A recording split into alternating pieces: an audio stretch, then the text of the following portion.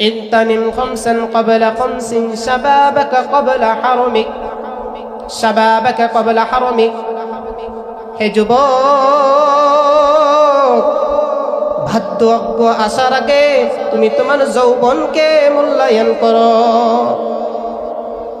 বার্ধক্য যদি এসে যায় তুমি চাইলেও কিন্তু মসজিদে গিয়ে নামাজ পড়তে পারবে না। বার্ধক্য যদি এসে যায় তুমি চাইলেও মসজিদে গিয়ে হেঁটে হেঁটে নামাজ পড়তে পারবে না।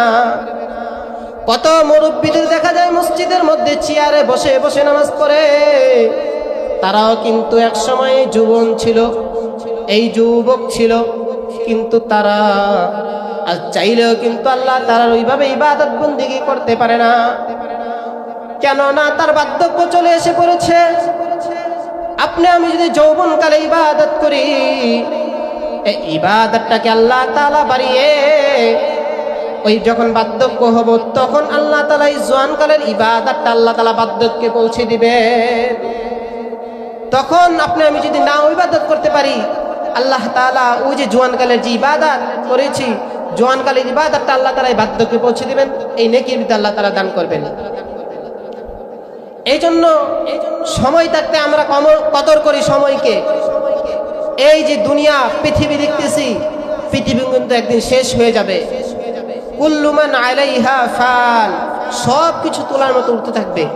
আজ দুনিয়া তো শক্ত, আজ দুনিয়া তো শক্ত, কিন্তু যখন কিয়ামত আসবে, সিংহায় ফু দেওয়া হবে, তখন দেখবেন সব কিছু তোলার মতো উঠতে থাকবে। কিয়ামত আমাদের জীবন, কিন্তু হায় আফসোস আমরা তো নামাজ পড়ি না, নামাজের দিকে কাউকে আহ্বানও করি না। এই যে মাদ্রাসা খুলেছেন, দ্বীনি শিক্ষা দিচ্ছেন, আপনি কোরআন পড়তে না পারেন, আপনাদের ছেলে মেয়েদেরকে মাদ্রাসা পাঠাবেন, ছেলে মেয়েদের কাছ থেকে আপনারা শিখে নেবেন কোরআন তেলাওয়াত। যখন আপনি মৃত্যুবরণ করেন, এই মৃত্যুবরণ করার পর যে ছেলে মেয়েটা কোরআন শরীফ তেলাওয়াত করতে পারে না, তখন মাদ্রাসা থেকে ছাত্রদেরকে নিয়ে ডেকে কোরআন শরীফ পড়ানো হয়। আপনি এই আফসোসটা আগেই করতেন, হাই যদি আমি এই দুনিয়া থেকে বিদায় নিয়ে চলে যাই, আমার ছেলে মেয়েকে আমার জন্য কোরআন তেলাওয়াত করবে, আমার জন্য কি দোয়া করবে? কিন্তু আপনি আমি গাফেল হয়ে আছি, সে চিন্তাই করি না। দুনিয়ার মধ্যে যে ডক্টর, ইঞ্জিনিয়ার, ব্যারিস্টার বানান, কোনো সমস্যা নেই, কিন্তু আপনার ছেলে মেয়েকে কোরআন তেলাওয়াত শিক্ষা দেন সর্বপ্রথম।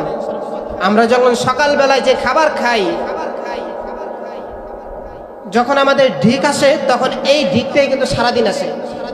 ঠিক তেমনি ভাবে আপনার ছেলে মেয়েরা যখন ছোট থাকবে, নাতি নাতনিরা তখন ছোট থাকবে, তাদেরকে কোরআন তেলাওয়াত শিক্ষা দিবেন, মাদ্রাসায় পাঠাবেন। তখন তারা কোরআন তেলাওয়াত শিক্ষা যদি দেন, বড় হলো তারা কি কোরআন তেলাওয়াত করবে? বলবে না আমার বাবা, না আমার মা, আমার বাবা, আমার দাদা, আমার নানা মারা গিয়েছে, তাদের জন্য কোরআন তেলাওয়াত করি। আর এই কোরআন তেলাওয়াত আজীব, যখন এই কোরআন তেলাওয়াত করা হয় তখন কেমন জানি আমাদের দিলের মধ্যে আলাদা একটা প্রশান্তি লাভ করে।